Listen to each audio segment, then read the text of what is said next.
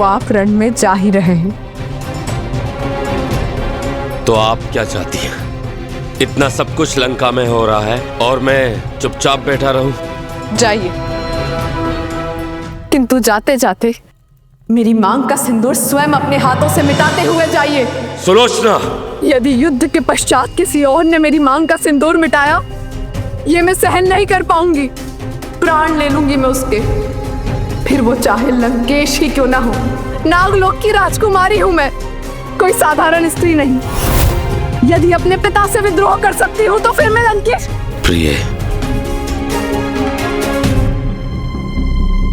आपको मेरी शक्ति बनना चाहिए, मेरी दुर्बलता नहीं। आपके सिंदूर पर कोई आंच नहीं आएगी, वचन देता हूं मैं आपको।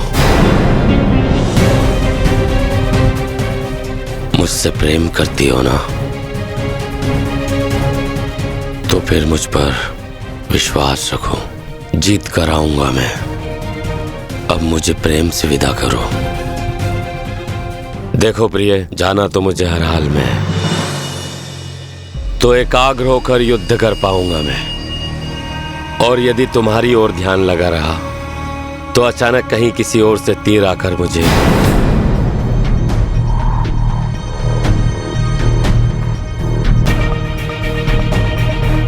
स्वामी, आपका जीवन ही तो मेरे जीने का संबल है। मेरे कारण आपको कुछ हो, ये मैं कभी होने नहीं दूंगी। पुत्र मेघनाद। प्रणाम पिताश्री। पिताश्री, मुझे युद्ध के लिए विजय का आशीर्वाद दीजिए। पुत्र, हम तुम्हें युद्ध में भेजना नहीं चाहते थे, किंतु यदि तुम स्वयं जाना चाहते हो तो हम रोकेंगे नहीं।